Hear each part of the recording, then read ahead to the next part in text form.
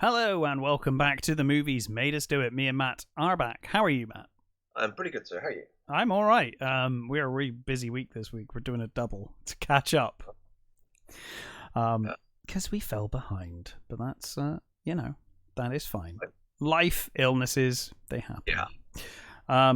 But today we are going through The Outlaw Josey Wales. Yeah, indeed.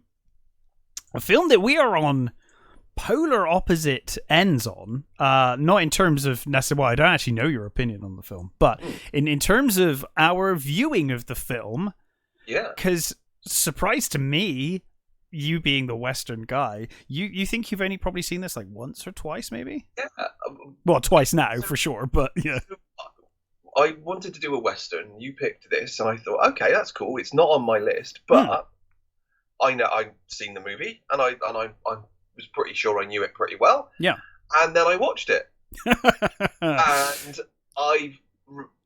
there were certain scenes that stood out that I remembered. There was the basically the end shootout, I remember. Yeah. And the scene crossing the ferry scene, I remember. Oh yeah, I love that scene. Most of the rest of it, I could not recall at all. So I think I've seen this once when I was a kid, and maybe remembered it with other movies, mixed other things in with it. Because I was completely baffled not baffled, but I was like, Christ, I don't remember any of this. This is so weird. So yeah, it was a bit of a shock to me, thinking that I had a handle on this movie, and I totally didn't. So yeah, most of this movie was pretty new to me. And by comparison, this movie I haven't watched for many years. But this was one of those movies that my dad had on VHS and used to watch all the time. So used to watch Outlaw Josey Wales probably more than any other Western back in the day when I was a kid. Because you know when you're a kid and you've just got your there's the VHSs and you've got your favorites you just put on. Yeah, totally. So it was one of those. So I've always had fond memories of the Outlaw Josey Wales for that reason. It is based on a book, Gone to Texas. I've never read the book. I have not. Do you know about the writer? No, I don't know anything about the writer. So the writer is a guy called Earl Carter, or Asa Earl Carter. Right. And he wrote the book as, it was Forrest something, hang on. Forrest Carter, yeah. Forrest Carter, yeah, so he wrote the book. Turns out he was a organizer for those wonderful people in white hoods. Oh, really? Jesus. Yeah. He wrote a lot of speeches for segregation and segregationist senator. So did Eastwood know this? Oh yes, he did. Yeah. Wow. So, because I remember him saying that he initially didn't bother reading it because the cover was so rubbish. Yes, he said it was on his desk for ages. And it was only someone else that said it was really good. But man, that's not a good look. So apparently the initial director. Yeah. No, come on. Yeah, because they did a couple of days with the other director, right? And then Eastwood stepped in. Yeah, so they apparently they had different views on how it should be adapted, and apparently they argued quite a lot. But also, if you read other people's account of what happened between them, they both asked out Sandra Locke with Clint winning, and apparently he was massively jealous of them. So they fell out for that as well, right? Depending on who you read, and eventually they got rid of him, and it actually ended up having a movie clause. So there was a law, basically a law passed, or a thing passed called the Clint Eastwood thing, which states that no actor can get rid of the director and take over. Right. I mean that's caused such a massive stink when it happened. Yeah, well, it's pretty controversial. Yeah, it is. Yeah, wow, I had no idea about the writer of this. That's really interesting. But and interesting that Eastwood was kind of okay with okay, fine. It's like, whoa. Well, I mean, I yes, actually think if the book is anything like the film, I think the story's fantastic. My guess is it's toned down. I think. Well, I was going to say it's interesting because this film, more than and it is one of the later westerns. I mean, this is like mid to late 70s, right? Yeah. But this film actually, I think, portrays Native Americans as much more. Its portrayal of Native Americans is amazing. Yeah, and for like a big old racist to have written it, love it. Yeah, so for a big old racist to have written it, I imagine they must have changed quite a bit. I guess he was very specific in his racism. Well, there is that. I mean, yeah, there is that. You know, I mean, it's probably best that we don't try and get ourselves into the mind of someone like that. But an interesting fact, because I did not know that. I thought also with this movie, it's one of those times where the South is actually portrayed with not the mention of the rule. You know, that he joins the army of the South because the Northerners kill his family. It's got nothing to do with trying to keep slaves or anything like that. Which is what, you know. Which maybe the original book was about. Which maybe it could well be, but. I actually love the setup for this. Actually, I think it works really well. So I can definitely see why, you know, even though it's not the most popular of his movies overall, there is a very like core group of people whose favorite, you know. I think this is my dad's favorite movie. Is this of Eastwood's? Certainly of Eastwood's. Westerns, I think this is my dad's favorite. Although, I mean, the thing is, it came out in like 76 when not many. I mean, that was kind of the cowboy was dead by then, right? Yeah, that's real tail end of when westerns had really began to dip. So I wonder if it's a generational thing, like because a lot of kids would have grown up with this. Like this movie was like the one western, you know what I mean, like the one big western. So maybe it's that. I don't know, But no, I really like it. So anyway, let's get into it. And we open to see Josey Wales, who is a Missouri farmer. Yeah, and he is, and it's like the sort of the most weirdly normal I've ever seen Clint Eastwood. Yeah, right. He actually acts like a normal person for the first small portion of this movie. Yeah, he's not Eastwood until after his family died. I guess a terrible hat does a lot for a person. Yeah, goofy hat goes a long way, I guess. So he's tilling the ground, and he's got his son there, and he's like, "Hey, go back to the house and get murdered, please." Yeah, you're right there. He's like a family man. He's got his son, and you can tell he loves his son, and he sends him back. I think that is his son as well, isn't it? Oh, is that actually? I think that's one of his sons. Yeah. Right. Not the one who's an actor now, presumably. No, not Kyle. That's a different mother, I think. And right. Much younger. Yeah, I was going to say. I think this one went on to be a musician, and he writes scores and things. I think. I think he actually wrote some of the scores for Eastwood's later movies. Oh, that's cool. But I think, as I understand it, I think he's a Missouri farmer, but I think he must be on the border. I assume so. He's quite content to not get involved in this goddamn war either way. Obviously the Civil War is going on, but while farming, and this is kind of awkwardly cut, I must admit, where it seems like he sends his son back and then almost immediately the house is on fire and everyone's dying, and it's like, whoa. There's a sort of like a big rumble as well, isn't there? Yeah, I really like the sort of the rumble build up of horses and things, and him sort of like looking around like, what is that? He's like, what is that? And then he of course he sees the smoke, and he rushes back to his house to find it. Basically his wife is basically being assaulted outside, screaming for his help. The house is already on fire, and he can hear his son inside the house. Yeah. Now this is the part of the movie where you expect Eastwood just to draw his pistols and start fucking cleaning house, but he is just a farmer at this point, and he gets overpowered. He's not armed, and when he tries to pull someone off his horse, he gets a boot in the head, basically. Yeah. And he basically just gets cut down. Yeah, he gets knocked out eventually. So this is a band of redlegs, isn't it? Come in and do this, and he ultimately comes to, and everyone's dead. His family are now dead. He is now Eastwood. He's got this scar on his face that he has for the rest of the movie, and so he goes to bury his son and his wife.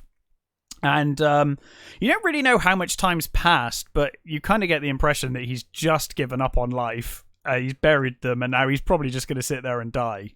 But he is, while he's grieving. Oh no, sorry, no, he does actually start practicing shooting, doesn't he? So he clearly intends to do something. He gets the old is it Colt Dragoon, or is it Colt? I'm not sure. I think it's a Colt Army. He gets the Colt Army out of the thing, which weirdly looks loaded when he pulls it out of the thing, and you think, well, okay, how did that happen? Because that was clearly in the fire. But this movie, by the way, the guns are very anachronistic. Yeah. But that's just because they've got cartridge conversions. Mm-hmm. Which won't happen for another like 6 years, I think, something like that. Right. But that's like really, really just me being a nitpicking. Yeah, I don't know. Stuff like that goes right over my head. I love the fact that he carries 2 Colt Walkers. It's one of my favourite scenes at the end is when he's like using every gun he's got, and he's like run out of ammo for every single one. I love that scene. We'll get to that. 2 Colt Walkers that he carries either hip, and then he's got a Colt Army in his belt, and I think it's a Colt pocket in his little like shoulder holster. Yeah. So it's fucking, that's just fucking cool. Yeah. I mean, it's a great look. Eastwood always looked good, as a cowboy there. One thing that you definitely get is certainly later on in some of the shots is Jonah. The character of Jonah Hex. Yeah.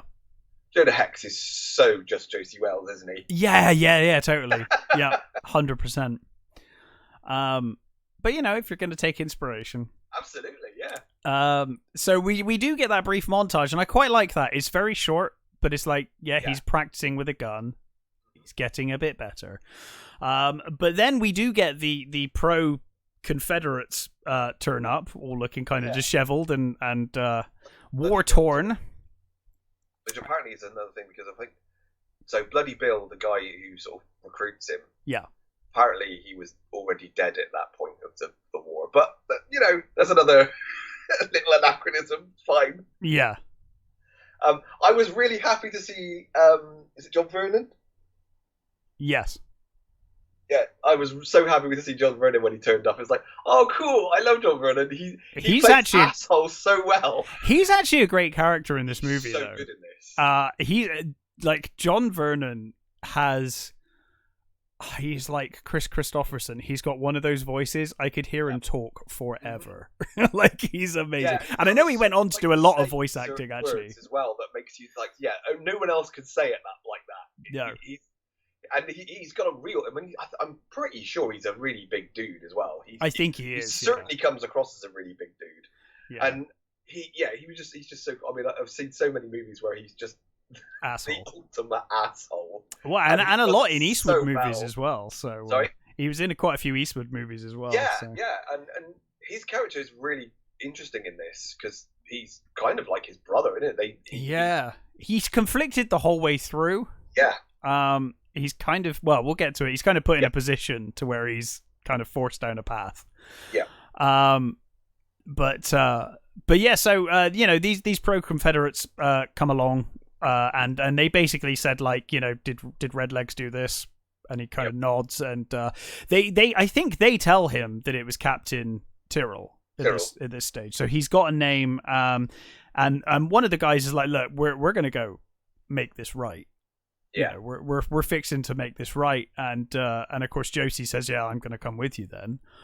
And then he kind of, I guess, like, he becomes this kind of, not only he was already damaged, but now he's just going to take it out on every person he comes across. I really like the way they do this sort of. The montage is great. Yeah, it's like a black and white montage, like punctuated by color bits. Yeah. Almost like it felt to me like the war is a blur except for, you know, bright moments. Apart from moments like, of awfulness that stick in your yeah, head. Yeah. Because you get to see Bloody Bill dying, and that's in colour, and there are certain other bits that are sort of in colour, and then you get to the point where they are. And it's I thought that was a really nice, nicely done little sort of, you know, time passing phase. You know, like, you know, this is nice, and you see the sort of his uniform and demeanor change. So he goes from having the he becomes more and more hardened, doesn't he? And just, yeah, you can see it in his, you know, even in a very few sort of like small montage, you see him, like, his outfit change, his demeanor change, and then you see this sort of, you know, when you get to the fireplace where they're all sat around, you know, waiting to talk about what's about to happen, he's, you know, you can see how much hardened he is, and how he's just sat there, you know, doing, oh my god, the most disgusting spit stuff in this movie. Dude, apparently Eastwood fucking hates chewing tobacco as well. Yeah. It was all for the role. Yeah. I saw an interview with him where he was talking about that he hated it, and he thought it was a disgusting habit, and he was going through the different types he would use depending on the scene, because they like vary in awfulness. Yeah. It's like, you need this version for this because it's big and thick, and yeah. This version, if you're gonna just do lots of little spits, it's like, oh god. The thing is, though, it really does play to his character. It's it's such a cool character trait for his character, and it's weird because normally the chewing tobacco thing is the bad guy. It's the domain of the bad guy, right? Yeah, it's a villain thing, and do you know, it's really, really weird. I was watching a reactor the other day, and I can't remember what the film was they were watching, but it was a younger woman, and she said there was someone in it was smoking, and she said, "Oh, that person must be the bad guy because only people who smoke are bad guys." And I thought, wow, that's changed. Yeah, that's totally. I can think changed. of so many heroes that smoke. Oh man, smoking used to be cool. Chewing tobacco was definitely more of the villain in the Western movies, for sure. I think so. Or either that or old manky prospector types. Yes, the old retired marshal or some. Yeah, totally. Yeah. But in any case, and I do also like in the end of that in the end of that interview where he's talking about the different properties of chewing tobacco, he says, "Please don't send me any." Oh yeah, he's like, "Don't send me chewing tobacco. I don't want it." Do not want it. You will be wasting it if you send it to me. I just thought it was, because I imagine, you know, you hear stories of actors getting sent all sorts of shit because they mentioned liked it. One thing like once, or they mentioned it in passing, and now everybody sends them that thing. Yeah. So at the conclusion of the war, you know, we have the war is kind of montage, or the remainder of the war is a montage. And it's actually, again, the actual battle scenes that they show, they're really good, really great. You know, they're very small things, but they're very well done. They're well shot to hide the numbers, and it looks really good. But in any case, Captain Fletcher, played by John Vernon, he basically says to his party, because he's basically the captain now since Bill died. He basically says, look, you know, we're the last of the holdouts, and there is basically an amnesty. This Senator Lane is granted us an amnesty. If we go down, we hand over our weapons, and we basically, you know, give ourselves to the flag and all of that stuff. Yeah, pledge allegiance. That's the word I was looking for. Thank you. And you know, one by one, he says, Fletcher says, like, I'm tired. I'm handing myself in. I'm done. I'm done trying to fight this. We've lost. I like the fact that a lot of them are looking to Josey. They're looking between. It's definitely between Josey and Fletcher. Fletcher, Fletcher. You can tell they're sort of like, which one do we go with? And Josey doesn't really say anything. He just sat there looking around. I think the thing is, he doesn't say anything, but you get the impression that all of the guerrillas fucking know he's not gonna. Yeah. Like he doesn't need to say anything. They know he ain't going down there. Yeah. And I it's one of those scenes which I think is so well done, because I think as a character moment, if he says something, if he says, no, let's all stay together, I think they would have listened to him. Yes, it would have been too much. And I think he actually wants those people to not live. Well, the he way wants them to go back to their lives. Like, exactly, his life is over. Yeah. His life's ruined the day his wife and child died. Too much into it, but I actually think that's true. I think he's there thinking, no, he's actually thinking of these people. Well, he wants them to have better lives. Yeah, I mean, we do say to the kid. He says to Jamie, he says, you better go with him, boy. So you can tell he does care. Because otherwise he would have been like, nah, stay with me. Let's go fight, Mm-hmm. But yeah, so he stays. Everyone else goes. Like you said, Jamie does not. He almost reluctantly goes, doesn't he? You kind of feel that he sees Josie as like a father figure, and he's like just gonna do whatever Josie does. But Josie's like, no, you should go with them. So they go down, and Josie waits, in wherever he's hiding out. They all head down, and big meal out for them, and they've got food. They hand over their weapons. Some of the soldiers treat them like shit, but that's probably to be expected, given the circumstances. They have spent a number of years trying to kill each other. Exactly. But it's made pretty clear. His Fletcher goes to meet with the senator. He's like, right, we've got someone that's gonna basically drive out all of the remaining guerrillas. Yeah. And of course, it's Captain Terrell. Yeah. Which Fletcher is horrified at and clearly didn't know. It's clear that we didn't know, and he says he's a butcher. This man is a butcher.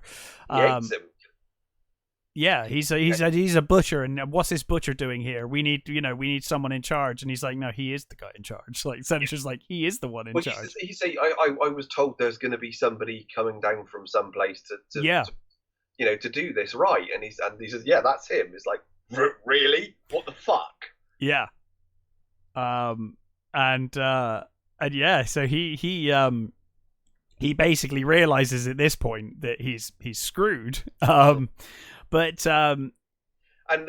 basically the senator makes it sound like he was complicit in bringing the boys down, and he knew all along. And I don't think he did. No, I think he thought it was genuine amnesty. Yeah, that they were getting, because he says, like, you said my men were going to be looked after and they was going to be fine. Yeah. It's like, oh, well, we fed them and we it's fine. And he's like, yeah, okay. And then what happens. You're like, okay, so really you didn't have any intention then, did you? No, it was their final meal. Yeah, I don't think that really counts. But yeah, and so the senator's like, we have single-handedly got rid of all of the guerrillas in this area. And of course, like, Fletcher's like, all but one. Yeah. Like, you ain't got Josey Wales. And they're like, we've got to get this guy. And of course, Fletcher's like, you'll never bring him in. He is not going to come in alive. No. But they start sending some people out to try and find Josie, don't they? So like, I will scour the hills. We want to bring this guy in. Yeah. But while they're doing that, of course, they the rest of the guerrillas are basically pledging allegiance. Yeah, they're doing the pledge. They're doing the pledge. And fucking guy who's getting them to do it is shifting to one side very suspiciously the whole time. It's like, what's going on here, guys? It's like, you think, oh god, these dudes must be so tired and like really not to have not picked up on the fact. This dude is the shiftiest fucker. Totally. He's like, let me move to the right of the Gatling gun. I'm just gonna stand here so that I don't get my head taken off. Yeah. Meanwhile, Josie does actually, because he is watching. He spots the back of the front of the wagon. He sees the troops setting up the Gatler, doesn't he? Yeah. And so he he starts coming down, trying to warn them. He starts coming down, guns blazing, trying to warn them. They all pretty much start getting gunned down. Pretty much, it's just too late. They've already started opening up as he's coming down the hill. Yeah. Poor Jamie goes to Fletcher, and it's like, Fletcher, it's a trap. But of course, Fletcher already realizes at this point what he's fucking done. Yep. And Jamie gets hit. He joins. Yeah, he gets hit when he joins Jesse, doesn't he? Because Jesse mounts the Gatling gun in the end, and he starts taking him out. And Jamie comes to him and is like, "Yeah, we've got to go. You're gonna die if you stay here." And he's like, "Yeah, figure I might. Figure I will die here. This is where I'm gonna die." But of course, he then sees that Jamie's been hit, and you kind of feel like, well, Josey was just gonna die here. He didn't care. I think so. I think he was gonna. He only lives because moment, wasn't it? He just wants Jamie to be okay. That's the only reason he's continuing on at this point. So he obviously, escapes with Jamie, mainly to look after Jamie. And now, of course, we have Captain Terrell, who is tasked with bringing down the guerrillas in the area, but is also a brutal son of a bitch who hates all of these people anyway. Yeah. And it was him that gave Jesse the scar as well, isn't it? So we know we know they've got the history, so yeah. He definitely. That's the one person he could kill.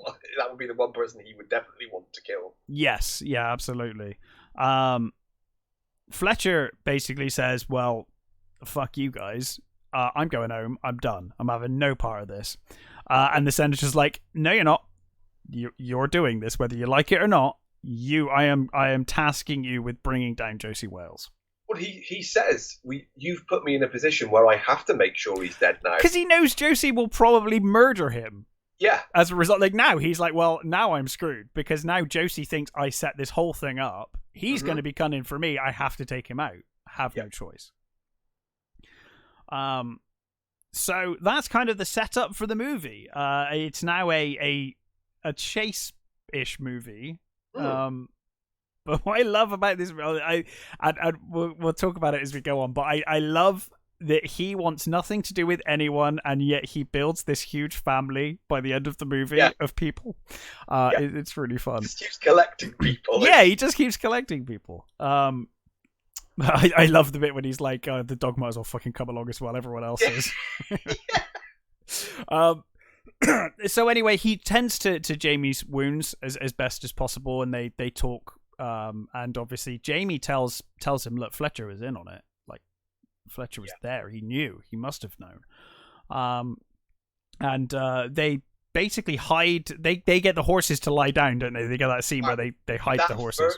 That second, is it the Jamie's horse? That horse does not look happy. He does not want to go down. Do you know, it's one of those things as well, because it kicks when it's down.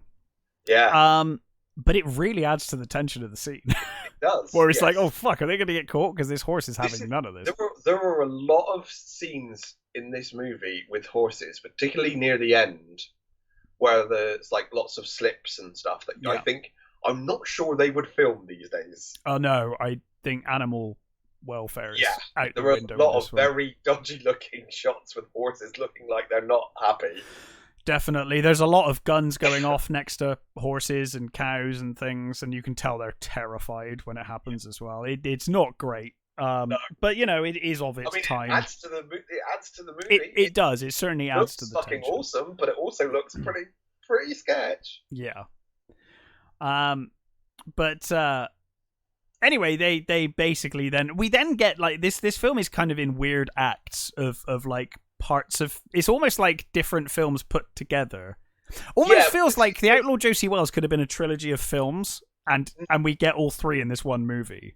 There was a sequel. I didn't know that. Yeah, I didn't either, but while I was looking through stuff, so there's a return of Josey Wales, and Michael Park plays. Oh, really? Yeah, Michael Parks directed it and plays Josey Wales. Right. It came out in 1980, I think it came out. Huh. In 1980 it came out. I had no idea. Never seen it. Didn't know it existed. No, I never knew that Michael existed. Parks was bloody in it. Yeah, interesting. Amazon doesn't look like it has it, so it was like, this Right. is not available. It's like, okay, well, I'm not going to be watching that then. Might be on YouTube. Might be one of those movies. I thought I looked on YouTube, but I don't remember if I did now. Hmm. But yeah, so there is a sequel. I don't know how good it is, but yeah, I mean, I think this movie definitely feels like chapters. Yeah, like for sure. You know, sort of, you can see definite sort of breaks, as it were. Absolutely.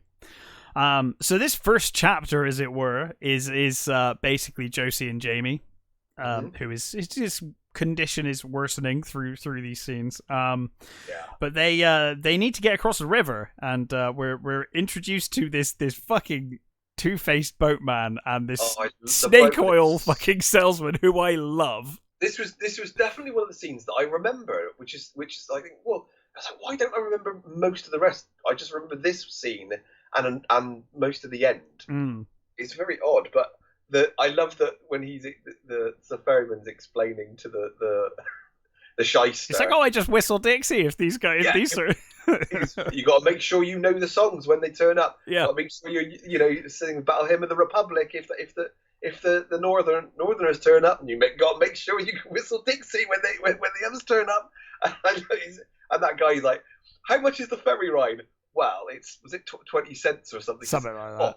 This wonderful elixir here just so happens. It's $1, isn't it? Isn't it $1 or something? He's like, this here elixir is exactly $1. I think the price increases every time he pulls it out. Yeah. Because I think later on when he's in one of the towns, they catch up with him. I think he's charged. He's charging more later for sure. Yeah, when he bumps into Josie later, he is. Yeah. But his as they're talking, of course, the boatman sees Josie and Jamie approaching and immediately starts whistling, and is like, brilliant. Dixie. Yeah, brilliant. Oh no, yeah, right. He actually starts singing it, doesn't he? Yeah, he starts singing it. So they basically, like, Josie's like, hey, we need to get across, and we need some bandages and some stuff to basically help Jamie. And he basically says, like, your lady out there can help. She doesn't need to leave the house. Like, you just give it to us for and whatnot. Shout for grandma, but grandma's great. Yeah, grandma's all about Josey Wales. She's like, cool.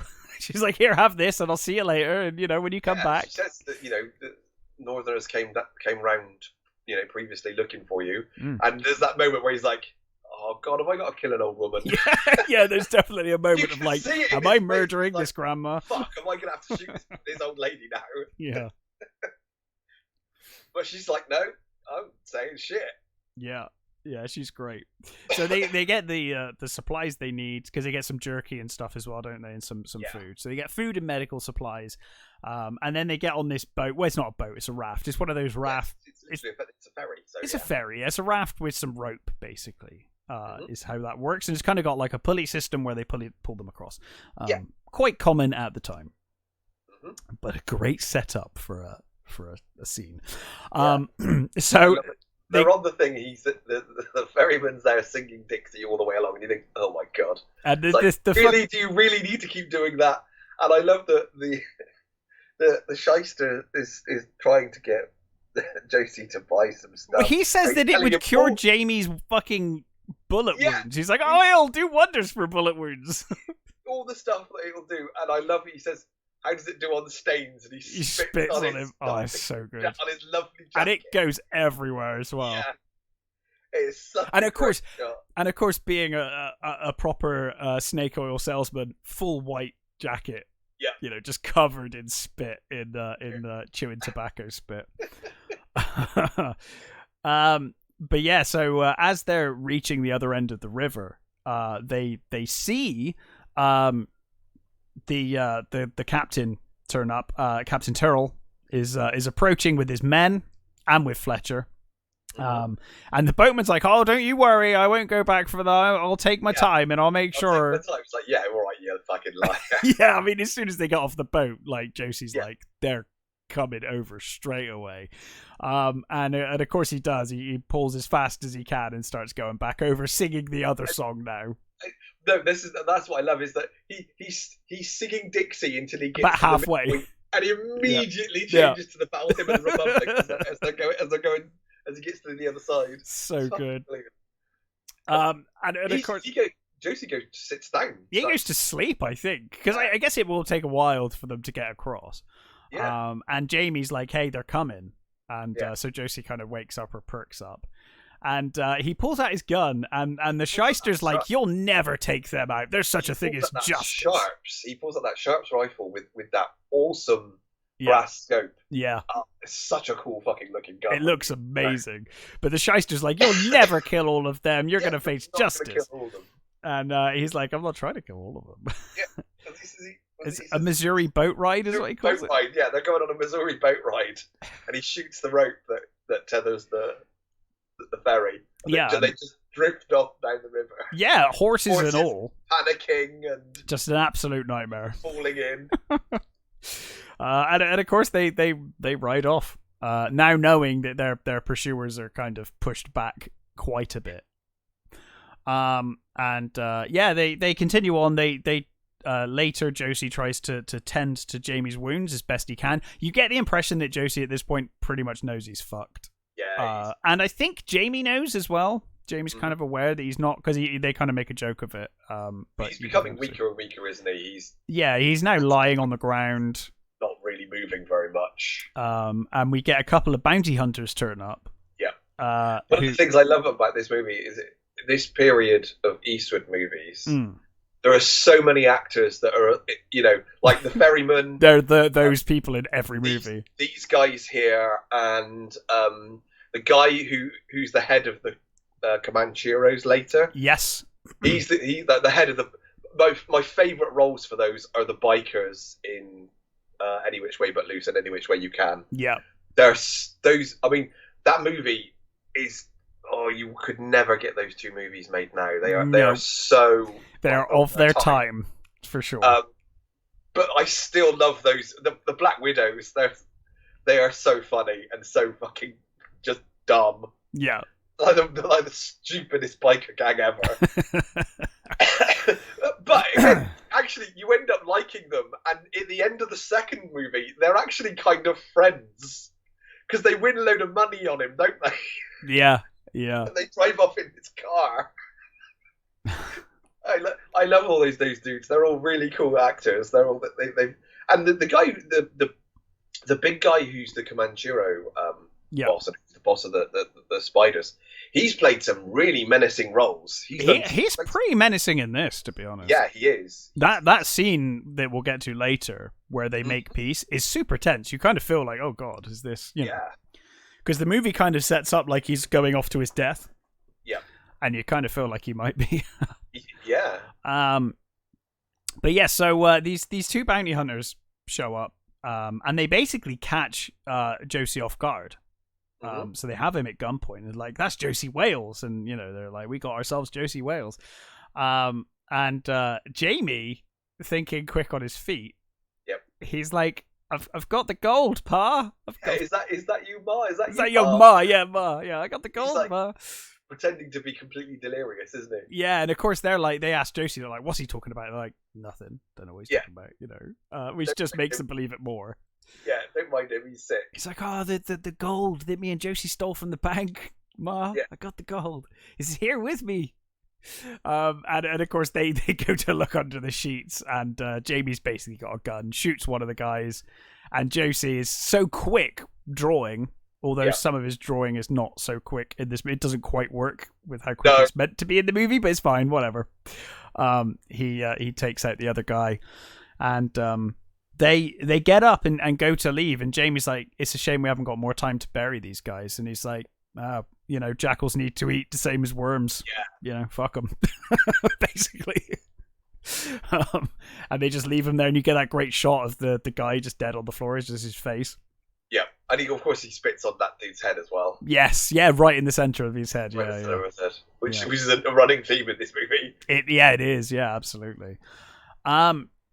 So Lane basically is like now desperate to get Josey Wales, and he basically has put a $5,000 bounty on his head.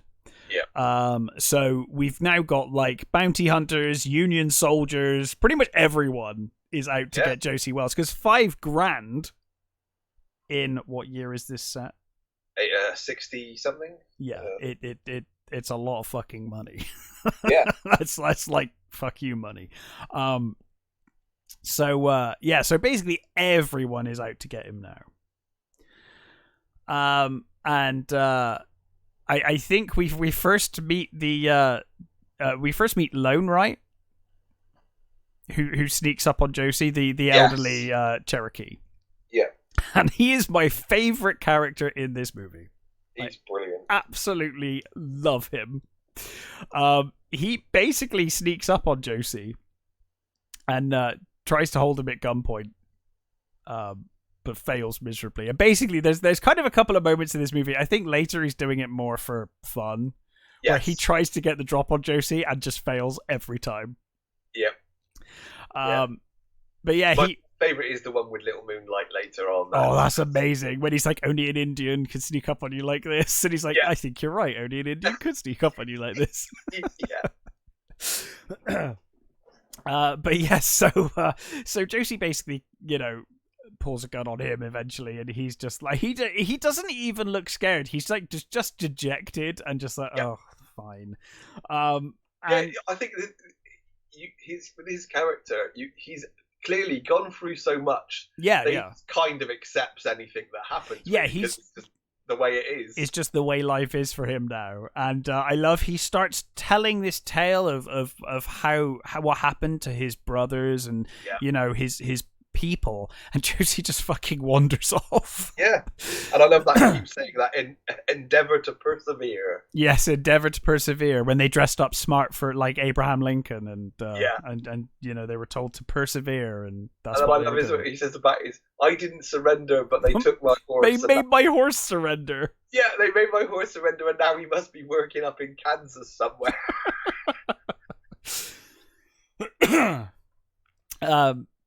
But yeah, so they start developing this really great friendship, which I really enjoy. So shortly after that, we do meet Little Moonlight. She's at which point does the kid die? Oh, sorry. I think the kid dies before we meet. Jamie is dead now. Yeah, I forgot to mention that key bit of information. Yeah, he dies on the horse. He dies on the horse, and Josey uses him basically to ride the horse, puts his corpse on the horse, and then gets the horse to ride through the camp. And I love that the guys in camp, because you would, are like, oh, we killed him. Yeah. We killed one of them. Firing guns into him, aren't they? They're just chasing him. But they tell Lane that, like, oh yeah, we killed them, and of course Fletcher's like, bullshit. Like, no way. This was clearly set up. And what I love is they're all chasing after the kid, and Josey's literally in the camp. Yep. He's just watching them run off. Yeah, like not one of them looks back and spots him. Yeah, he just casually trots off. But yeah, sorry. Yes, Jamie dies, and then. We move on. So he's now traveling with Lone, and we get this scene, and it's one of my favorite shots of the movie. We see this asshole fucking bartender who has Little Moonlight, this Navajo woman. Yeah, it's an outpost, isn't it? So he's like a trading outpost of some sort, I think. Yeah. And he's trying to sell these guys some whiskey, some cheap ass whiskey, and she drops a bottle. Yeah. And he's like, "Oh, you guys go inside, and we'll get you some a new bottle." And then he starts beating Little Moonlight mercilessly. Yeah. And then there's this amazing shot where he just realizes, and he looks around, and you've got that shot of Josey on the horse with the sun behind him, and it's like, that is such a cool shot. It's such an iconic shot. I think there's one even better in a minute. There is, which is just so cool when he comes through the door in the doorway, and again, it's sun behind him. Yeah, in the doorway silhouette. Classic Western shot. It really is. It's tremendous. Beautiful. Yeah, so he basically he's like, okay, I'm gonna go inside now and stop hitting this woman. Basically, it's like sees Josey there and it's like, yeah, maybe not. Josey, of course, does the spit because that's what he's gonna do. Yeah. So inside the bar, the guys are getting. Well, they're trying to get drunk. They start drinking the whiskey, and they're like, "This is the crap that you give the Indians. Like, where's the real whiskey? Give us the real whiskey. Not the stuff you sell to them." So he gets out the actual whiskey, and then Little Moonlight comes in with some more bottles. I think, isn't it? She's got like a tray of bottles or whatever. I can't remember what it is. She comes in anyway. She comes in, and they basically start assaulting her. These yeah, they're basically we want her. We want to use her basically. Yeah. He explains something about this. Oh no, that's later when he explains the cut on her nose. Yeah, that's a little later, I think. Go through it if you want, though. No, it's fine. We'll do it. Yeah. So they basically start assaulting her until Wales turns up again. Yeah. You get that amazing shot in the doorway. And they immediately stop. He walks over to them and he's like, I'm guessing they'll be free to talk shortly, Yeah. Yeah, that's right. He asks for horses, doesn't he? And he said, the guy says those horses belong to those guys. Yeah, and he's like, well, I'm sure they'll be free soon. They, of course, realize who he is. And basically pull guns on him. Yeah. And they're like, oh, we got ourselves Josey Wales. And the trader's like, I got him too. I recognized him. I knew it was him. Yeah, I want to cut on that. Yeah. And of course, Josey just obliterates them. Well, no, he does that really cool. He does the I forget what it's called. It's the pistol trick. Yeah. So he takes out. They're like hand it over, and he goes to handle them and spins around them. The co-walkers. And he hands them out handles first. Yes. Upside down, isn't it? Yeah. And at the last moment, he just flips and turns them and then just fires. Yeah. Which apparently is a well-known trick. Well, I've seen it in other movies, so I know it's a trick. But I can't remember what it's called, but it's a certain cool, gun trick that's just... He does very well here, let's say. Yes, it's I don't know if it's him or stunt actor, but it's very well done. My guess is he probably did it himself. You would imagine by this point he was pretty proficient with tricks and things with guns, given the amount of movies he'd done to this point. And those cult walkers, they're ridiculous. Those things, they're not they weren't designed for hip. They were designed for saddles. Oh, really? And they're basically, as far as I'm aware, are they just ludicrously heavy? Or... They're really big, they're really heavy, and they're also the most powerful handgun that was ever issued to the military, ever. Yeah, I don't know what it is with Eastwood and ludicrously powerful handguns. It's like his trademark. Yeah, they're basically they're sort of equivalent of magnums, basically. Yeah. They're fucking cool. Oh, they look amazing. Yeah, they look absolutely amazing. I mean, they're early Colts, so they've got loads of problems, like with the loading arm and stuff and things, but they're fucking awesome. But not for Josey Wales. He will not have any problems with them. Yeah, we don't see any loading arm problems with these ones. No issues here. But then we get the great scene when Josey heads back. He heads back to camp, and of course, Lone sneaks up on him and pulls a pistol behind his head, and he's like, I got you. I snuck up on you. Only an Indian can sneak up on you. And of course, Josey turns around and sees that Little Moonlight's behind him. And he's like, yeah, only an Indian can do that. Yeah. And of course... He cocks her gun. And, it's like, and again, he just gives up. He just walks away. He's like, oh, for fuck's sake. He's like, yeah. And I love when he's like, she's not coming with us. And he's like, you're not coming with me. What are you talking about, not coming with us? Like, what do you mean us? You said you were going to Mexico. And he's like, oh, you've got all these... I've been thinking about it. You've got all these men after you. You need help. I'll come along with you. And, So now they're a threesome. Yeah. And she's got this scar on her nose that he explains to do with the fact that she was violated by another tribe. Yeah. And her family thought that she didn't fight enough, so basically she was given this scar to mark her as a bad woman, basically. And I like later on, or I guess it's pretty much in the next scene. They're eating, and I think this is where he explains the scar, and he says that she basically thinks that she belongs to you now for everything you've done, and Josie's like, I don't want anyone to belong to me. You tell her I don't want anyone to belong to me, and Lone's fucking reaction is, food's really good though, maybe. Yeah. It's like, oh, she makes good food. Yeah. And I remember they're watching it. She's washing in the river, isn't she? It's around this point. And you could tell he's like, oh, well, actually, she's kind of cute. She's kind of cute, and you get that brilliant scene. They're talking about angles of attack, and then he starts going on about angles, lots of angles,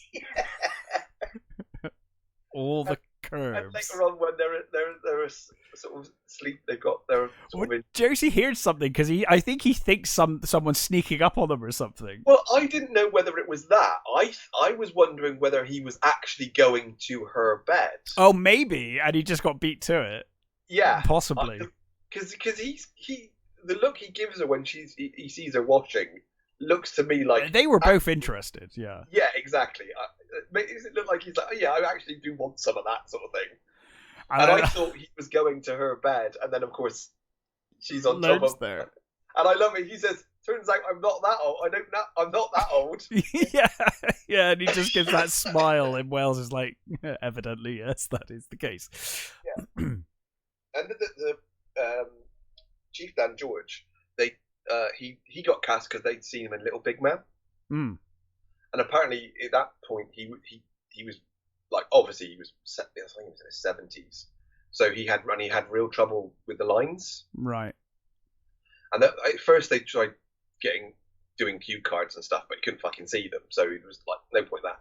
And they basically figured out that if they told him what was going on, they he could just say stuff. And he basically just said, "Now tell me the story." And that was how he remembered it, because apparently he was like a natural storyteller. Oh, he's another one. Like, voice is amazing, and just So all he basically did was they sort of drummed in the story into him, and he just told it like he was. Well, it works, And it's a brilliant performance. I think he is my favorite character of the movie. Yeah, I absolutely love him. I like him and Little Moonlight. I think they're both really, really cool. It's a pity Little Moonlight doesn't say enough, but I love the bit later on when he's like, "You're lucky you turned up when you did. I might have killed her," and she's like over him with a knife, like about to stab him. She jumps him, doesn't she? Yeah. Or he tries to jump her because he doesn't realize it's her, and then she just pretty much is like about to murder him. Yeah. But yes, so they do head to another trading post, where they meet Sarah Turner, an old racist lady from Kansas. It's not trading, this one's a little town, isn't it? Is it a little town? I guess it's cattle town. Sorry, it is a cattle town. Yeah, I think it's a little. It's because it's not Santa Rio, because that's late. No, that's after this, isn't it? It's not the big. I think it's just a little cattle town. Mm-hmm. That people are passing through. Basically, that's. But yeah, they meet Sarah Turner, racist woman from Kansas, and her mental granddaughter, Laura Lee, who is actually quite insane throughout this entire film. Yeah, they make sure that that she's not quite right. Yeah, she is not right, and it's kind of weird that Josie goes there, to be honest, because it is like she's really bizarre. I mean, she's gorgeous, but she is. Sandra Locke is a very odd-looking woman, but. She's very pretty in an unconventional way. Yeah, she kind of looks like an anime character. She's got these huge eyes. Yeah, like a traditional anime character. Like, ironically, an anime character from the 70s, 80s, yeah. Yeah. I don't think this was the first of 6 movies they weren't together. Yeah, I guess they weren't together at this point. No, this is the first. He literally asked her out in this movie. Right. Apparently, she was terribly disappointed at one point when. She sort of fell in love with him, And then after the movie's finished, Clint Eastwood shaved off his beard, and she was apparently really disappointed because she got used to the beard and she really liked it. I mean, Eastwood does look great without a beard, but that beard definitely makes him look so really cool. suits him, doesn't it? It's It like really does. The most rugged he's looked. Yeah. I think. Yeah, for sure. She must have seen Eastwood with a clean shaven before, though. You'd think so, You wouldn't can't you? tell me that she was like He was completely bloody- oblivious to that. It's not like he's a. I mean, we're talking 70 bloody. Yeah, it's not like he was known for having a beard at this point. Yeah, he's always been. She must have seen episodes of bloody Wagon Train, surely. Yeah, right. Well, also the thing with Sandra Block, which I love in real life. So she lied about her age all of her life, basically. Right. And she apparently had a massive habit of just playing characters that were what she was way too old for. Oh, really? Yeah, and even this one, she's like 10 years older than the character in the book. She gets away with it. I think she does. I think she plays innocent so well. It's her eyes. She's got such innocent eyes. Yeah. And I think I have seen later movies that she's in where she's clearly trying to play, Younger. teenagers or Right. 20-odd girls, and she's like in her 30s or 40s, and you think, yeah, no, that... Not so much anymore. Yeah. Really sad. Well, from most accounts, Clint Eastwood completely fucking ruined her life. Or certainly her career, I guess, not her life. Yeah, there's some very... She was blackballed basically by Eastwood. Is the well, there's plenty of evidence to suggest that that's exactly what happened. As soon as she split up with Eastwood, career tank. Yeah, couldn't get work anywhere. No. Really awful. For someone who is really talented. I mean, Sandra Locke was like, I don't know. I guess the era that I grew up in, the VHSs. She was in a lot of movies, so she's really good. And I know I love her character in again, we're talking about Any Which Way But Loose and Any Which Way You Can. She's great in that, and her character goes through this really weird arc, because she becomes quite aggressive. And I like her in Sudden Impact as well. She's really she's good. Great in Sudden Impact. Yeah, she's great actor.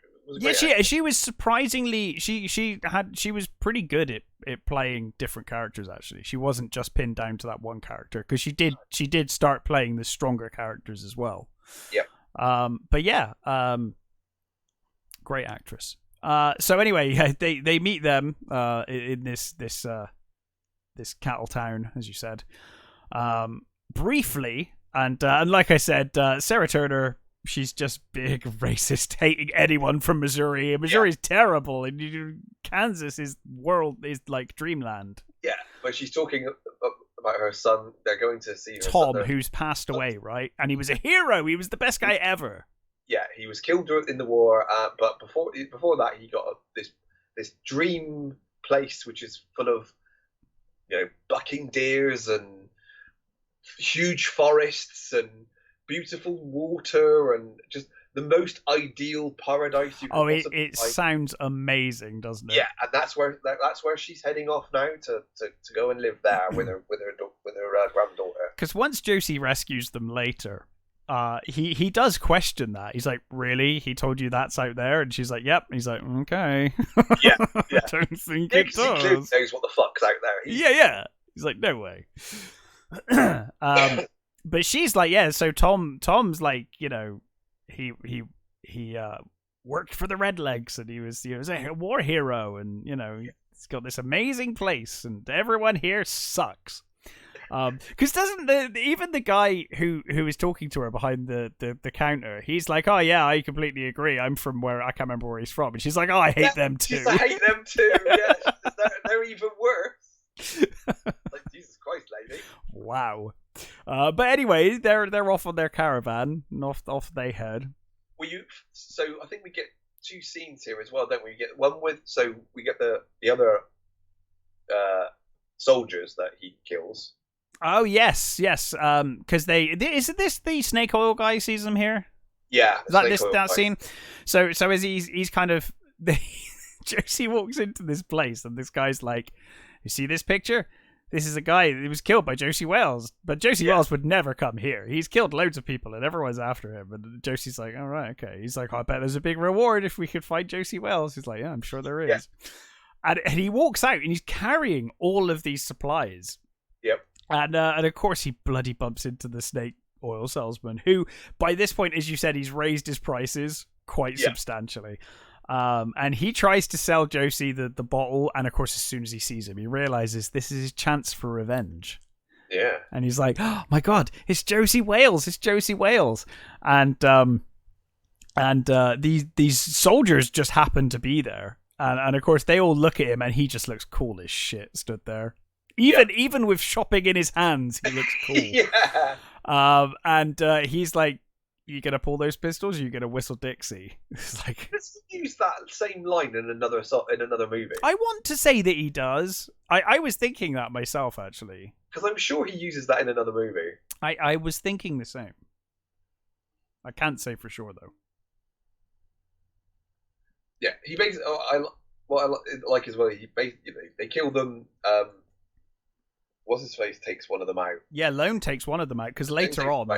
And they're riding along later, and he says, "So, how did you know which one to take out first?" And he goes through that sort of description of, he saw one dude, he was two, I think one of them had like a clip on his gun holster, so they'd have to unclip it. So like he's not ready for a fight. Yeah, the one guy you could tell was a coward straight away. He wasn't gonna do it. There was one guy he was ready. I could see it in his eyes. He was having this. And Lone says, "What about the other dude?" He says, "Well, I didn't even consider him." And he says, well, you sorted him out. And he's like, "What have I missed?" Yeah. So as they're leaving, and I think she does a very good job of making this look like an accident, happenstance. They ride out. The soldiers start riding after them, and Little Moonlight grabs her horse and kind of pulls it in the way. She's got like a horse behind her on rope, and she kind of pulls it in the way. And of course, they knock her off the horse and shout at her and whatnot. But it gives them the time to get ahead. And then a little later, Lone is putting his ear to the sand, and he's like, I can hear them coming. They're coming. Only an Indian can do this. Only an Indian can hear them coming. And he's like, yeah, there's a couple of them on horseback. And of course it's Little Moonlight, but Lone doesn't realize this and tries to take her out.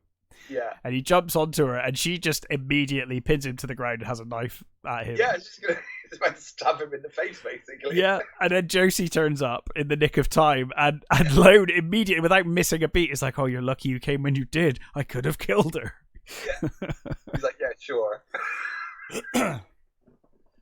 And I think so. I think you then get a scene with Terrell and Fletcher, because they come into the town where they all were, weren't they? And they're talking about where they went and all that sort of stuff. And Fletcher says, He says, "Tell your men to go north." Don't announce where you're going, because he says, "You see those people over there?" And he looks over, and there's those two bounty hunters. Listening to, just stood there watching them and listening to everything he says. Yeah. Just tell them, we're going north, and then, we'll go west. Yeah. Yeah. Because we want to kill him ourselves. We don't want no fucking bounty hunter. Well, I guess at this point, Fletcher wants to make sure he's dead. Exactly. He's like, I need to see him dead. I can't hear rumor that he's died. Yeah, because the chances are, if a bounty hunter claims it and gets the money, and everybody's like, "Yeah, that's it, he's claimed," might not even be true. So he wants to fucking make sure. He wants to see the body. Yeah, I think he has to for his own sanity. He'll never be, he'll never be free otherwise. No, he'd be looking over his back forever if he doesn't. He can never rest. So a little time later, Wales and Lone come across the caravan, which is being attacked by Comancheros. Yeah, it's like this marauding group. Somebody mentioned that Comancheros were up there, ahead of them. Yes, I think Lone makes mention of it as well, doesn't he?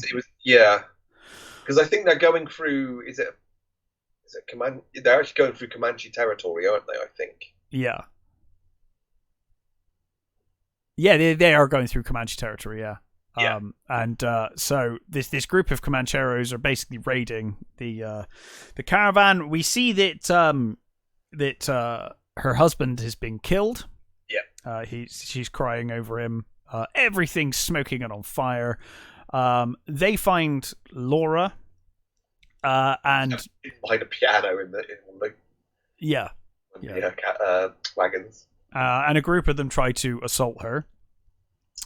Stopped by the leader, who's like, she's worth money. Fuck off. Yeah, she's worth more unviolated, basically. Is what he says, and he says, if you want to, do something, the old ladies over there. Yeah. It's like, lovely. Yeah, they're real scumbags. Charming group of people you are. Again, though, like, again, kind of amusing, because you see these guys. And those guys turn up in everything as bad guys. You're like, oh, it's the bad guy group. There they are. It's funny that you still get that to this day. You see some actors, especially those like lower level character actors. Yeah. You know what part they're playing immediately. You're like, oh yeah, it's prison guy. It's the guy you always see in prison. Danny Trejo fell into that for many years. Yeah, it really did. Danny Trejo has probably been in more movies than like anyone. more than Christopher Lee, and he lived to like 100. Yeah. He's played so many, and I think characters don't have names. They're just like, prisoner number one. Prisoner number one, or what's the Hispanic name that they call them? Cholo, is it? Yeah, Cholo. something like that. Cholo. I think it's just listed as Cholo or something. Yeah. It's fucking hell. My favourite one is still the two dudes, the two Oriental dudes from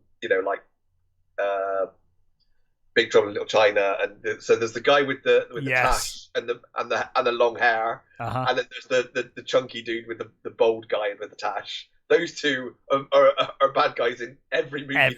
Any movie they're in, they're the bad guys. Oh, except for the dude with the hair was Genghis Khan, wasn't he? In yes. Lieutenants. Yeah, that's true. Not a nice person, but portrayed for laughs in that movie. Funny in that. Yeah, he's funny in that.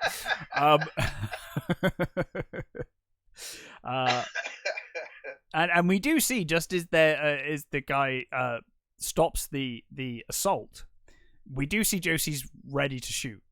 Yeah, he readies his pistol. I don't know why he readied his pistol rather than a rifle. I guess it's all he had at the time. Yeah. But unfortunately, Lone falls down the side of the hill. And I must admit, you could see that coming a mile away. Oh god, yeah.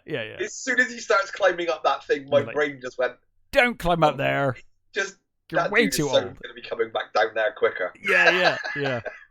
So of course he gets captured. They all get captured, and they're being taken now. Apart from Wales, they're getting taken. Oh, and does Little Moonlight get caught? I think she gets. She doesn't get caught either, does she? No. So she stays back with the horses. She doesn't. That's right. That is right. Yeah. So Sarah and Lone are kind of talking. They kind of get to know each other a little. As they're taken prisoner. Laura is falling over, and he says, if you stop, they'll just kill you. If you stop, they'll kill you. Yeah. And they develop a really fun relationship later on. Yeah. But anyway, Laura is told by the leader of the Comancheros that when they get to what is his name? Tembear.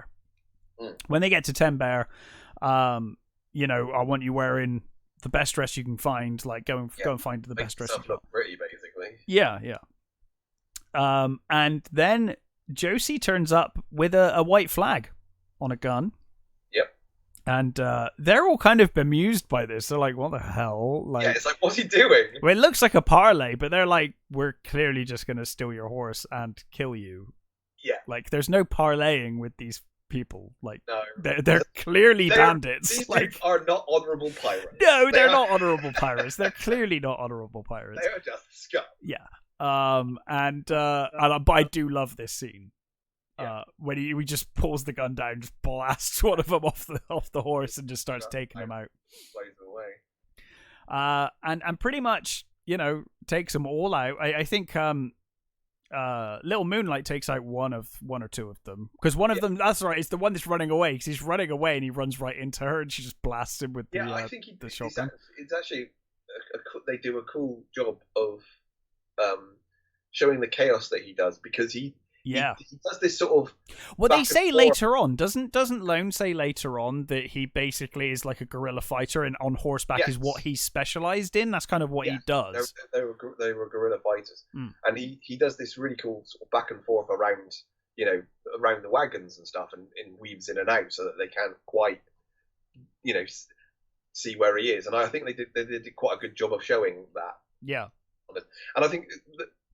So I think one of the things with the Josey Wales characters, I think he's loosely based on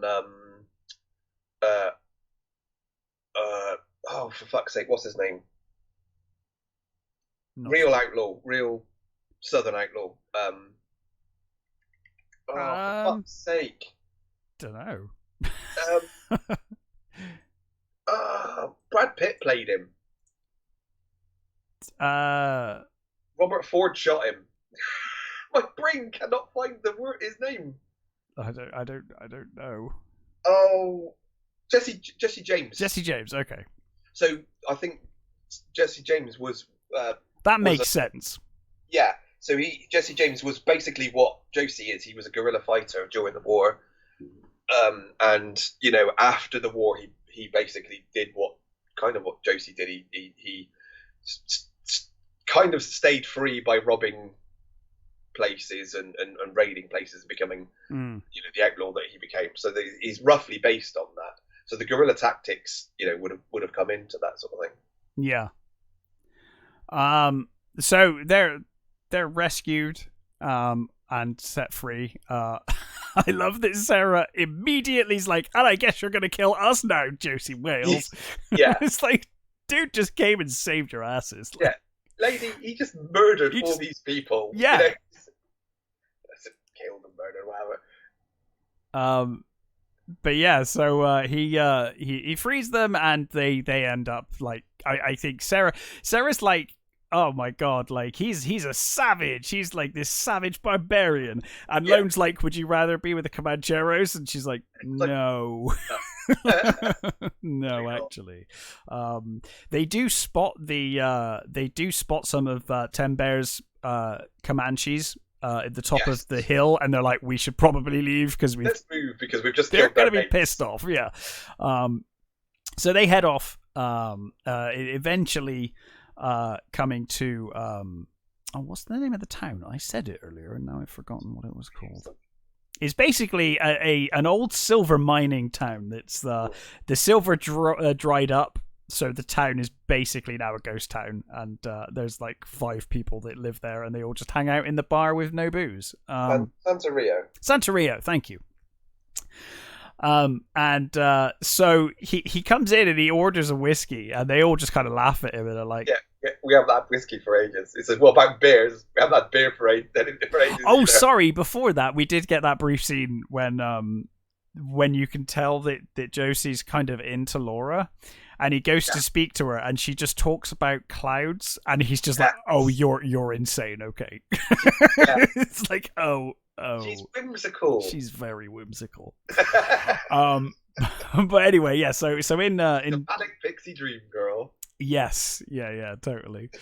But yeah, I love this scene when they go into the bar, and they're all sat there. They're all these sort of like they're singing, aren't they? Dirty sort of townsfolk. Yeah, they're clearly just hanging on. Well, they've got nothing. They're hanging out because broken town, and they're just exchanging stories and sort of enjoying themselves the best they can. Yeah, I mean, they're like, oh, there's no booze, and of course, even the prostitutes like, yeah, there's no work. Like, even for me, like nothing's happening here. And he's like, well, I'll have a whiskey, and they all laugh, and then he's like, well, what about a beer? And a beer for all of our all of the gents here. And they're like, well, it's very decent of you, but there hasn't been any alcohol here for ages. But of course, he completely endears himself to all of them when he walks out, and she's like, you insulted him by calling him a high wheeler or whatever. Yeah. And then he comes back in with like bottles of whiskey, and of course he's like town hero immediately. Absolute town hero, yeah. And I love the bartenders. The bartenders from he's Back to the Future 3. Oh yes, he is. I was thinking in my head when I saw him, I was like, you are stereotypical barkeeper. Like you look exactly like barkeeper. Yeah. He's the bartender from Back to the Future 3. Yeah, you're right. That's where I've seen him from. Because I was thinking like he just looks like bartender man, but I couldn't think where I'd seen him.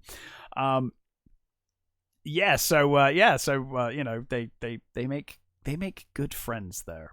Yeah. And I think this is where we get Travis and Chato, who used to work with Tom, because they talk about Tom, don't they? The prostitute lady says like, oh yeah, we knew Tom, and of course she realizes that Sarah's what Tom had told Sarah he was versus reality, very different. She said, oh well, if you're his, he must have mentioned me. He must have mentioned me. He must have told you all about me. He must have told you all about the prostitute of San Rio.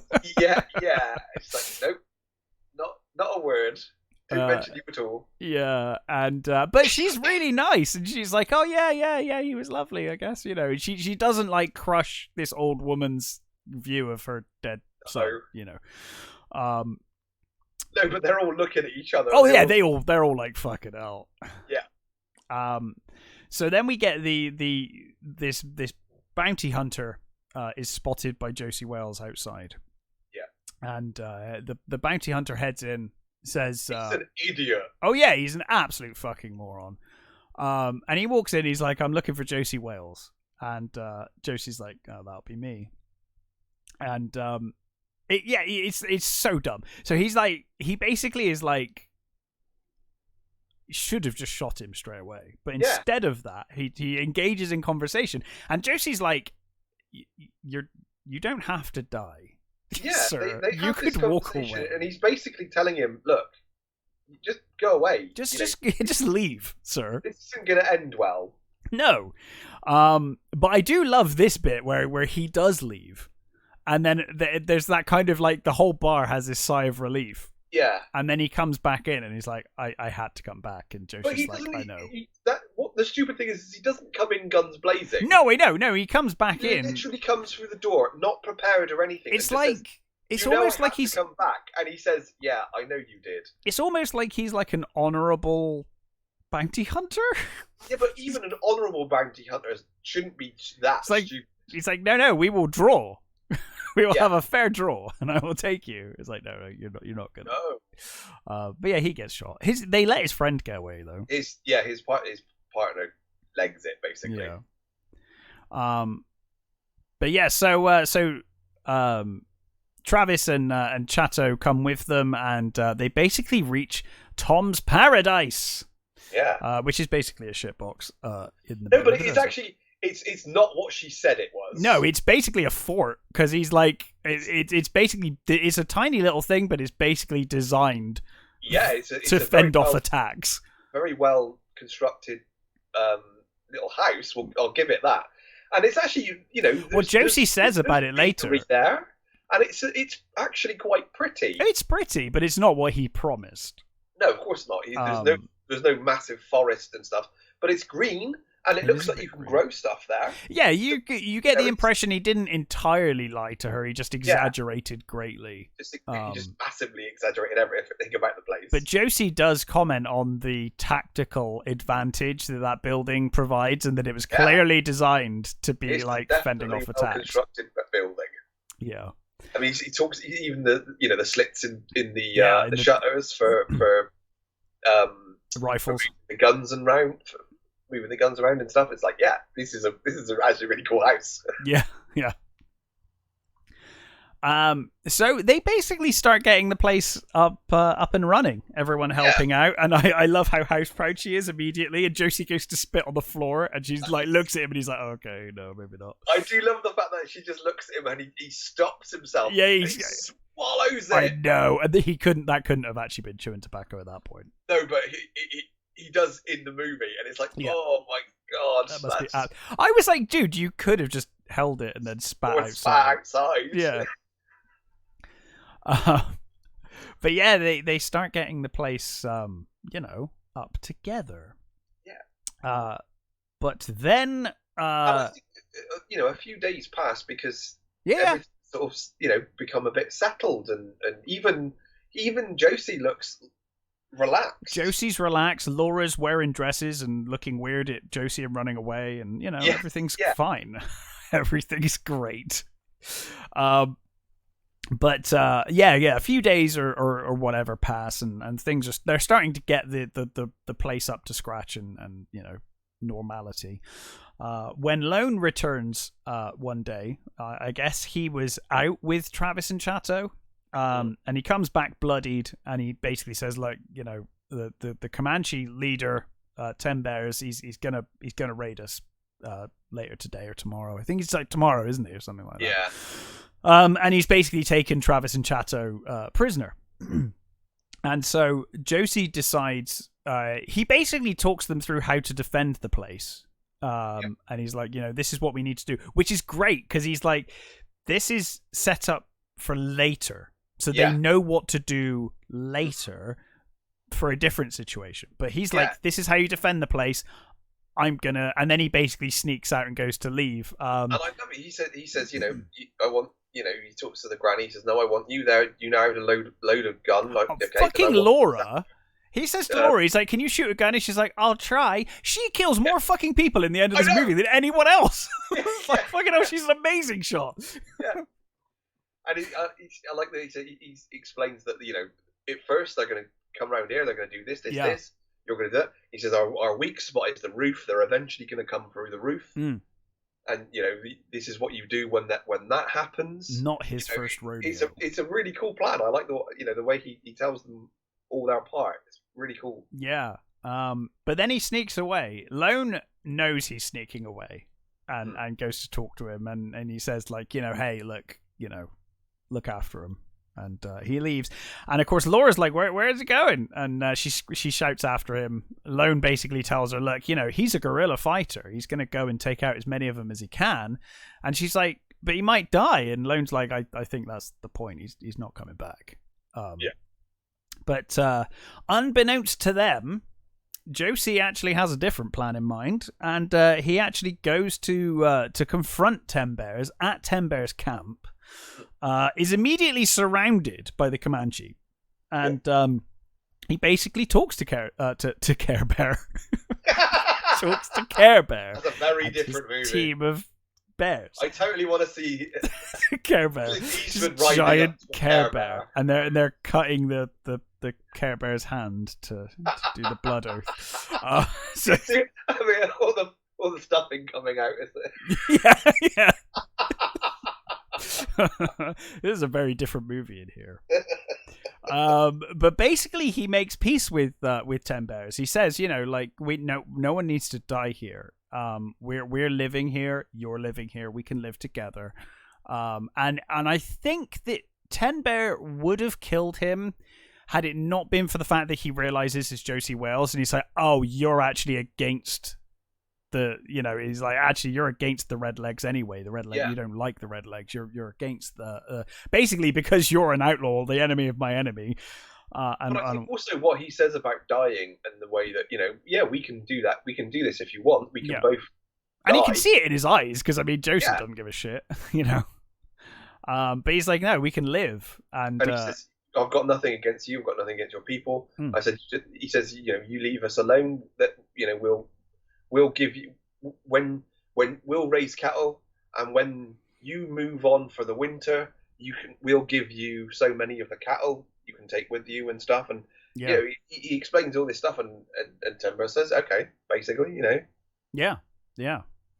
and they agree. They do a blood oath, and And what I like about this, so Travis and Chato are freed from their neck down prison. They were buried. They were buried. And they're set free. Now, what I like about this is in any other movie, you would expect 10 bears tribe to come over the hill at the end of the movie, and they don't. They've made peace, and that's it. Yeah, they're not getting involved. But yeah, so they return. Obviously, Josey returns with them, and they're elated to see that not only is Josey alive, but he brought them back too, and has made peace with 10 bears. They're all good. However, the bounty hunter's mate survived because Josey let him go. I was surprised Josey let him go. I was actually. I thought I kind of expected him to run out and just blast him, but he didn't. So this is what he gets for being nice. He basically goes to Santa Rio and he finds Captain Terrell and his men, and basically says, "Right, I know where they're going. This is where he is." And so he basically. We get the evening. Josey sleeps with Laura, the younger one. Josey sleeps with Laura, and they have a moment. And then Josey's basically getting ready to leave in the morning. Now, I don't think he's leaving because he thinks the bounty hunters are coming, but he's aware that he's probably going to be hunted forever. And he's like, I'm just going to, you've got a nice thing going here. Everyone's happy. Yeah. If I leave, then I take my problems with me. Yeah, I think that's basically what he's doing. He's basically leaving to protect them, isn't he? Yes, yeah, absolutely. And we get this nice, moment with Lone and him where he's like, buy Laura a nice dress, every year for spring, and of course he promises to do that. And Lone obviously knows what's going on. Yeah, he sort of says he'll come back, but. Yeah, and then of course Lone disappears. Now I'm assuming that Lone realized who was coming or could hear that someone was coming and hid. But it's quite funny because Josey keeps disappearing on him for the whole movie, and now Lone's done it to him, where he turns around and he's just not there, and he's like, oh shit. But Josey basically packs his horse, starts to leave when Tyrrell turns up with his men. A surprise assault on the ranch. They basically pull up in front of Josey, and they're like, "Well, we got you now, Josey. You're on your own." And of course, Lone immediately puts a rifle through through one of the holes, and it's like, "Yeah, not quite." Yeah. And we have a big old gunfight, and it's quite an awesome gunfight as well. It's a great gunfight. See, I clearly remembered this gunfight. It was like this obviously stuck in your mind. Yeah, this and a few other bits and pieces I remember quite vividly, but most of this movie I did not remember at all. Yeah, it's interesting, isn't it? What kind of sticks in your mind and what doesn't. I like that basically Josey goes down. He's on the floor. Yeah, and he's taking them out on basically almost prone. Yeah. Well, it's quite realistic in that way because there was no way he wasn't going down. Yeah, given where he was and where they were and stuff. And this is where you get some really dodgy horse. Slings. I mean, like you said, it looks great on film. It looks amazing. It does not look good for the horse. No, it doesn't look good for the horse. And there's a very good reason why this kind of stuff doesn't happen anymore. Yeah. And rightly so. And there's a really cool point of view shot from Josey's pistol. Yes. As he's shooting the other guys off horses and stuff. Which is really fucking cool, and I saw how they did that with him lying there with this fucking massive camera, like him trying to sort of shoot around this camera. Yeah, it's quite crazy that you really cool shot. Yeah, it worked. So Yeah, it's beautiful. But long story short, they kill them all. Except for you get exactly. What I love is what happens is exactly what Josey said would happen. Yes. They surround the thing, they go around it, they realise then they can't get through. You realise that he spent so long fighting. Yeah, he spent so long guerrilla fighting and fighting against the odds, overwhelming numbers, that he knew exactly what both Tembear was going to do, and also what the Redlegs were going to do. Yeah, like he understands their tactics. This is what he does, right? Yeah. And like you said, Laura taking out. She takes out fucking loads of them. And I love the recoil. She almost takes out Josey. Like, the recoil almost blows her back, like into the room. But yeah, so they are successful. Tyrrell, however, runs away wounded. Because of course he does. Like every good villain. Shoots him in the arm, doesn't he, basically? Yes, yeah. He's like, I'll get you next time, Gadget. And runs away. Yeah. He runs to Santa Rio. Yeah. Santa Maria, wherever it's called. The town. He runs back to the town where Josey blows him the fuck away. No, he doesn't, sorry. No, he actually, I love this shot. This is one of my favorites as well. Great scene of him literally just walking towards him. He pulls out every pistol he's got. Going through every pistol. He's going through every empty chamber in his pistols. And what I like about it is I think Josey knows that they're empty as well. Yeah, he does. And I love that smile he gives at the end when he gets to his last gun and there's nothing in it. And Tyrrell basically tries to draw his saber underhand left. And Josey basically just forces it back on himself. Yeah, he stabs him through the heart with his own saber, just effectively. Pushes the sword into him. Yeah. And that's how that fucker goes down. It's like that, like incredibly satisfying for that character. Absolutely awesome. He's a real piece of shit that just deserved it. But yeah, that scene where he's drawing and he shoots every round, every empty shot, every empty shot, superb. So he's finally, avenged his family and finally can have. He is hurt. He's bleeding. He's been hit. Although presumably not mortally. Well, you don't know, do you? It's a little questionable by the end as to whether he's going to die or not. I mean, there's a sequel, so theoretically. Yeah, I guess I'm not sure how much the sequel should be considered canon. I much like to leave it vague, Yeah. But Josey then heads to the Santa Rio saloon. Yeah. And as he walks in, he sees all of the locals telling Fletcher that basically Josey Wales had been killed recently. Yeah, they're telling him the story of how Josey Wales took out a load of people. He's like, he took out 3 of them, but there was 5, and they finally took him down, and he was killed in Monterey. Yeah. And of course, and I love as soon as he walks in, they're like, "Oh, Mr. What do they call him, Mr. Turner?" I don't know what he calls him. It says something like Mr. Jones or whatever it is. He calls him. It's like, hey, and the 2 dudes are Texas Rangers, aren't they? Yes. And but also Fletcher is there, of course. Fletcher's with them, and of course they're they don't really seem that bothered. They're eating up the story, and Fletcher's just sat there looking at it. Yeah, him and Josey are just like eyes locked on each other. Yeah, they're completely just staring at each other, and of course the Texas Ranger pulls out that affidavit or whatever it is. Yeah, he's like, "Can you sign this?" And he's like, "Sure, yeah. I'll sign it." But I love when the Texas Rangers, like, they've got as much evidence as they feel they need. They don't really give a fuck. They're like, "Okay, call him dead. Fine, we got it signed, done. Move on." They go to leave, and the barman's like, "Oh, we'll see you again soon." And they're like, "Fucking doubt it. They're not coming back here." They all leave, and we have Wales walks out of the bar with the Rangers. The Rangers are like, "Nice to meet you, Mr. whatever his name is." They've given him. Yeah. And they all head outside as the Rangers leave. And Fletcher says, "I don't believe that story."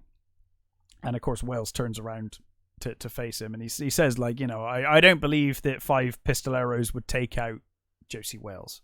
And Josey goes to draw. He moves to. You can see he moves towards his pistols. Yeah. And then Fletcher's like, "I think he's still alive in Mexico. I'm gonna go to Mexico and find him." Yeah. And you get this great moment where I don't think it was clear to Josey until this moment that Fletcher was not in on it and had no fucking choice. Mm-hmm. And I think at this point he realized, like, oh, you were fucked over as well. I wasn't completely convinced of that. I just think, or that he, well, I guess, they or just got to the point where they're both fucking tired. let it They're go. both realize they are not going to try and hunt each other down anymore. They're done. This is it. Yeah, maybe. He makes it clear that he's going to Mexico, and that's where he's going to be, and he's not going to be anywhere near this place. He says, I tell him, he's like, Josey says, like, what would you tell him? What will you tell him? What will you do when you see him? And he says, I'll tell him that the war's over. Yeah. And Josey says, I guess we all died a little in that damned war. Yeah. And of course, Fletcher notices the blood as well on his boot. And then he rides off. And maybe dies or goes on to be in a presumably shit sequel. You never know. I don't want to speak for it, but yeah. I'm gonna go out on a limb, given that I've never heard of this sequel. Well, Michael Parks is a great was a great actor, but I don't. So I don't. I've never even seen a review for it or anything, so I don't know whether it was any good. I'm surprised I've never heard of it. Do you know it's not even listed? I'm looking on the IMDb page. Oh no, it is. It's listed. The Return of Josey Wales. It is. So it is adapted from the second novel featuring Josey Wales. Okay, well in that case, he survived then. Yeah, by Earl Carter. So the same writer wrote the second novel. Yeah. Okay. So I guess we don't know whether how much Josey Wales was changed for screen. Obviously, the death thing might have just been an addition for the movie. For all we know. But yeah, that's interesting. Yeah, I'm not sure. I'll see if I can find it. I'll go watch it at some point. I'd give it a go. Yeah, I'd have a watch, mainly because for Parks. I think I like him so. Yeah. But yeah, that was The Outlaw Josey Wales. A wonderful Western. It is. Glad. I'm glad you did that. I didn't realize that you hadn't watched it that much. I assumed because you're such a Western dude. I thought like you would have watched it. Totally convinced that I knew this movie well, and no, did not. I was so. I think it's the weird chapter structure that gets you, because things feel like there's like 3 movies in this movie. Yeah. And you kind of remember one of those 3 parts, and you're like, oh yeah, I know this movie. It's like, no, because there's also that bit and also that bit. So you've got like that whole bit at the start with his family, and then going to war in the prologue. Then you've got the whole bit with Jamie, which feels like its own movie, where he's just going with this kid who's slowly dying. Yeah. Then you've got like the kind of hijinks of the of Lone and Little Moonlight and all of that stuff going on. Yeah, almost like a road movie. And then you've got this other movie where these women are rescued from Comancheros by this outlaw who wants to settle down, and they settle down and build this community. Only for his past to come back to haunt him. It kind of feels like his own movie there as well. So it's all. It would make a great TV series. It would actually, like a Chronicles of Josey Wales or something. Yeah. But yeah, I've always loved this movie. I don't know if it's like I'm slightly biased because I watched it as a kid and like it was one of my dad's favorites, but I think it holds up. I will admit I liked it a lot. I will say though it's not my favorite. No, I don't think it's many people's favorites. It's I think there are many. I think there are objectively better for sure. Yeah. I think we've covered one. We've covered one of them. Certainly love it because I think it is a very good Western. Yeah, it's a great and I think it's got great characters in it the whole way through. Yeah, the characters are great. I think the how they dealt with the Indians is really good. Yeah. I think it's actually really well directed.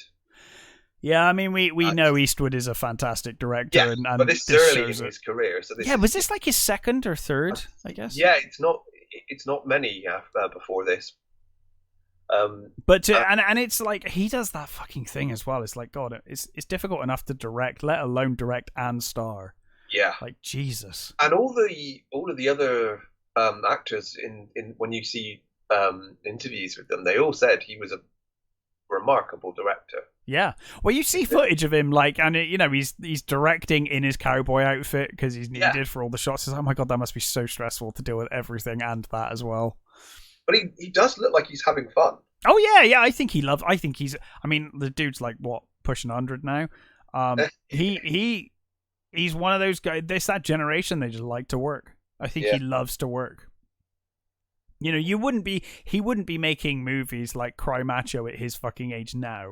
I still haven't seen love. That one. I haven't either. I really want to.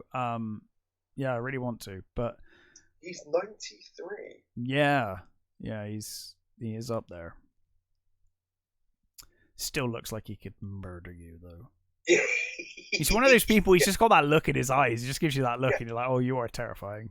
Doesn't matter how old he doesn't gets. Matter. He still looks like he can put you in the ground. Yeah, definitely. I think Danny Trejo is going to be one of those. Danny Trejo, definitely. Danny Trejo looks like, no matter how old he gets. I mean, and I've seen him in some of his roles, recent roles, and he looks like he's not moving as fluidly as he used to. He's pretty old, mind. I mean, he still looks like he could put you in the ground. Oh, for sure. Yeah. But in any case, we will be back next week. This week for us, because we're falling behind. But yeah, we will be back next week with our usual reviews. And quickly, Danny Trejo's 79. Yeah, that tracks. So, because I was thinking, like, I remember him being in like super early movies. So like certainly early 80s, maybe even 70s. So yeah, he's been around. Yeah. But yeah, awesome dude. But yes. Anyway, thank you for listening, everybody. Stay safe, and we'll catch you next time.